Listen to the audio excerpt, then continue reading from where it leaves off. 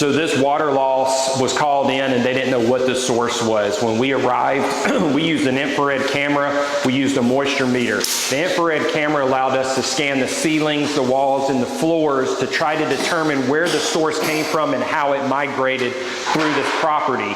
So we also had traces of mud, and we looked at where the biggest concentration of that mud was and where the heaviest portion of the water was sitting.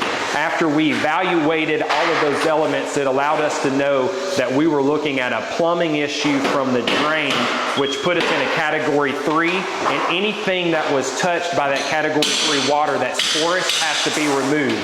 Unfortunately, there is some demolition that has to take place on this water loss, but if it's a category 1, a fresh water break of a pipe, then typically we're able to dry the entire structure and you can get back to normal life as soon as possible. Hire you a professional mitigation company when you've got a water loss, because you don't want to risk having microbial growth, also known as mold, if it stays wet too long.